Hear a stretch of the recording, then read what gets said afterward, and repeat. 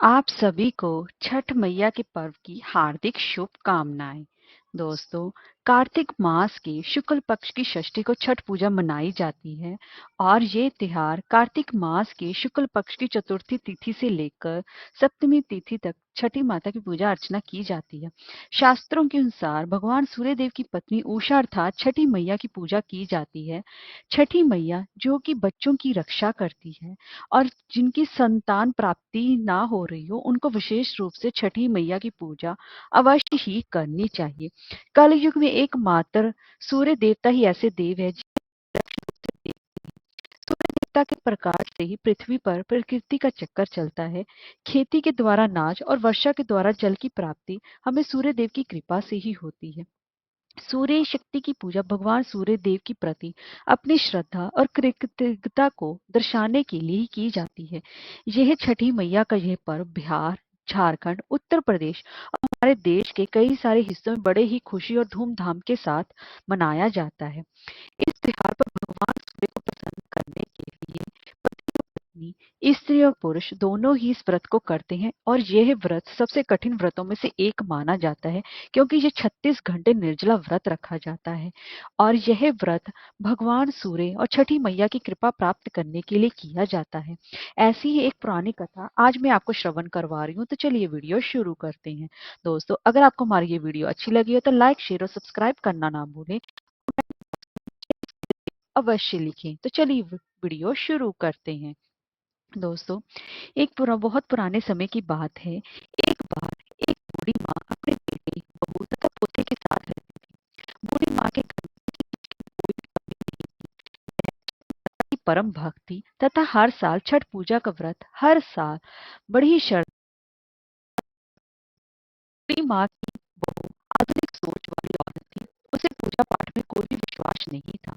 जब कार्तिक मास की शुक्ल पक्ष की चतुर्थी आई, तब बूढ़ी माँ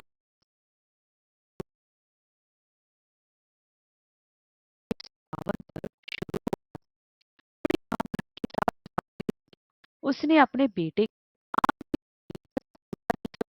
जलाने के लिए बाजार भेज दिया। बूढ़ी माँ ने अपने बेटे की सलामती के लिए छठ का व्रत किया।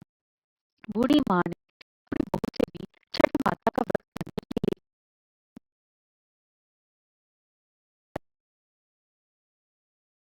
इससे क्या होगा? बूढ़ी माँ ने अपनी बहू को छठ माता की महिमा बताते हुए एक पुरानी कथा सुनाई है। बोली, पहले की बात है, स्वयं मानो प्रियव्रत बहुत ही ज्यादा सदाचारी और धार्मिक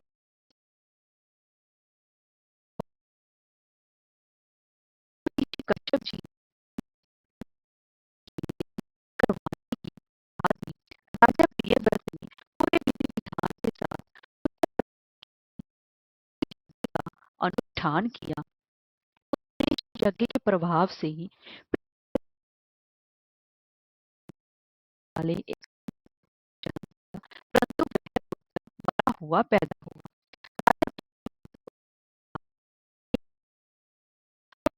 राजा भूमि में पुत्र को छाती से चिपक कर रोने लगे। इतने में वहां पर एक दिव्य विमान दिखाई दिया। शुद्ध स्फटिक मणि के समान चमकने वाला वह विमान अमूल्य रत्नों से बना था। उसे विमान पर बैठी हुई मन को मुग्ध करने वाली एक परम सुंदरी देवी को राजा प्रियव्रत ने देखा। उन्हें सामने विराजमान देखकर राजा ने बालक को भूमि पर रख दिया और बड़े ही आदर के साथ उनकी पूजा और स्तुति की। वह देवी स्कंद भगवान की पत्नी षष्ठी देवी थी। उनका शांत विग्रह ग्रीष्मकालीन सूर्य के समान चमचमा रहा था। उन्हें प्रसन्न देखकर राजा ने पूछा, देवी तुम कौन हो?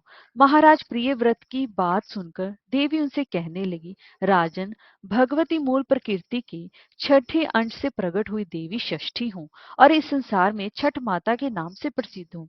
इस प्रकार कहकर छठ माता ने उस बालक को उठा लिया और अपने प्रभाव से उसे पुनः जीवित कर दिया। अब राजा ने देखा तो स्वर्ण के समान प्रभाव वाला यह बालक हंस रहा था। अभी महाराज के प्रिय व्रत उस बालक की ओर देख ही रहे थे कि माता उस बालक को लेकर आकाश में जाने को तैयार हो गई। यह देख राजा के कंठ होंठ और तालु सूख गए। उन्होंने माता की स्तुति की। तब प्रसन्न हुई माता ने कहा, तुम सर्वत्र प्रकृति यानी सूर्य, जल, वायु की पूजा कराओ और स्वयं भी करो। प्रकृति की आराधना से तुम और समस्त संसार वर्ष भर सुखी, स्वस्थ और निरोगी होंगे और दीर्घायु प्राप्त करेंगे। तब राजा प्रियव्रत ने सूर्य, उषा, जल, वायु और छठ माता का व्रत किया और पूजा की, जिससे प्रसन्न होकर छठ माता ने राजा को उनको पुत्र वापस कर दिया। तब से कार्तिक शुक्ल पक्ष की षष्ठी के अवसर पर सूर्य, उषा, प्रकृति, जल, वायु और छठी मैया की पूजा की जाने लगी। तब बूढ़ी माँ ने बेटी से कहा, बेटी, छठ माता की महिमा तो ऐसी ही है। स्वयं भगवान श्री राम तथा सीता माता ने भी छठ का व्रत करके भगवान सूर्य देव का आशीर्वाद प्राप्त किया था। महाभारत काल में दानवीर कर्ण और पांडव भी महाभारत के समय में छठ का व्रत किया करते थे। ये सब सुनकर वह आधुनिक बहू वाली बहू बोली, ये सब मन घड़त कहानी है, मैं इन पर विश्वास नहीं करती। ये सुनकर बूढ़ी माँ छठ माता से क्षमा मांगने लगी और बहू को फिर से समझाने की कोशिश करती है कि बेटी, हजारों सालों से चली आ रही इस परंपरा का मजाक मत उड़ाओ तथा तुम भी मेरे पोते की दीर्घायु के लिए छठ माता का पूजन करो। बूढ़ी माँ की बातों को सुनकर सुना अनसुना कर वे वहां से चली गई। बूढ़ी माँ ने बड़ी श्रद्धा के साथ नहाए खाए का दिन किया। बहू ने पूरा दिन घर के बाहर मौज मस्ती में बिता दिया। अगले दिन छठ पर्व का दूसरा दिन यानी कार्तिक मास की शुक्ल पक्ष की पंचमी आई, जिसे कि हम खरना या लौंडा के नाम से जानते हैं। संध्या काल में जब बूढ़ी माँ ने खीर रोटी का प्रसाद दिया तो फिर से बहू ने कहा, माँ, इतना कठिन निर्जला व्रत का कोई फायदा नहीं, तुम केवल अपने शरीर को कष्ट दे रही हो। ये सुनकर बूढ़ी माँ ने बहू को फिर से छठी मैया का महिमा समझाने की कोशिश की, परंतु बहू ने उन सब बातों को अनसुना कर दिया और अपने कमरे में जाकर सो गई। वैसे तो बूढ़ी माँ कई साल से अपनी बहू को छठ माता की महिमा बताने की कोशिश कर रही थी और हर साल उनकी बहू इसी प्रकार से सुना अनसुना कर देती थी, परंतु इस बार न जाने क्यों बूढ़ी माँ का दिल बहुत घबरा रहा था और वह बार बार छठ माता से प्रार्थना कर रही थी, माँ, इस बच्ची को क्षमा करना, ये अभी बच्ची है और आपकी महिमा नहीं जानती है। माँ, इसे क्षमा करना। अगले दिन कार्तिक मास की षष्ठी थी।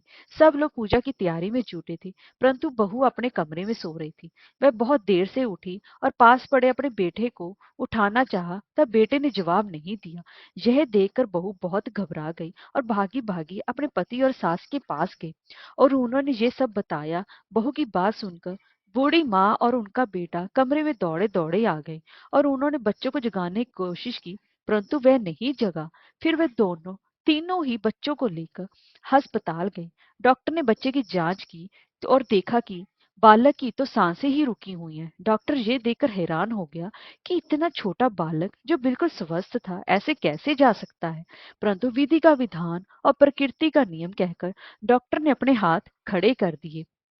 तब बच्चे के माँ बाप तथा दादी रोते बिलखते बच्चों को लेकर अस्पताल से बाहर आ गए। बूढ़ी माँ का दिल तो पहले से ही घबरा रहा था। पोते की सांस चली जाने पर बूढ़ी माँ के जुबान पर केवल यही शब्द थे, हे छठ माता, क्षमा कर दे, मेरे पोते के शरीर में सांस भर दे। तुम तो पुत्र देने वाली हो, उनका पालन और उनका कल्याण करने वाली हो। तुम समय से पूर्व उनके प्राण कैसे ले सकती हो? यदि हमसे कोई भूल हुई हो तो हमें क्षमा कर दे माँ। इस समय कहीं से भी कोई अनजान औरत वहां आ गई और बूढ़ी माँ की बहू से कहने लगी कि छठी मैया किसी के भी असमय प्राण नहीं लेती। तुमने अवश्य ही कुछ ऐसी भूल की है जिससे माता बहुत नाराज हो गई है। आज छठ का पावन पर्व है। पूरी श्रद्धा से छठ माता को याद करो और विधि पूर्वक व्रत करने का संकल्प करो। तुम्हारा पुत्र अवश्य ही जी उठेगा। शोक में डूबी हुई माँ के लिए यह शब्द उम्मीद की किरण लेकर आए और ना जाने कहां से बहू के अंदर एकदम से श्रद्धा का संचार हो गया। तब बहू ने आंखें बंद करके छठ माता को याद किया और विधि पूर्वक छठ का व्रत करने का संकल्प लिया। जैसे ही बहू ने आंखें खोली तो उसने देखा कि उसका बच्चा आंखें खोलकर हंस रहा है। यह करिश्मा देखकर सब परिवार वाले और डॉक्टर भी आश्चर्यचकित हो गए। बच्चों को जीवित देखकर जैसे ही उस अनजान औरत को धन्यवाद करने के लिए सिर घुमाया तो देखा वहां पर कोई भी नहीं था। वे समझ गए कि साक्षात छठ माता ही थी, जो उसे स्वयं इस व्रत की महिमा का ज्ञान कराने के लिए ही आई थी। उसके बाद बहू ने बूढ़ी माँ के साथ मिलकर पूरी श्रद्धा से पूजा की तैयारी की और शाम को घाट पर जाकर सूर्य देव को संध्या अर्घ और अगले दिन उषा अर्घ दिया। हे छठ माता, जैसे आपने अनजान बनकर बूढ़ी माँ के पोते की रक्षा की, वैसे ही सबके पोते की रक्षा करना। हरे कृष्णा। राधे राधे। जय छठी मैया।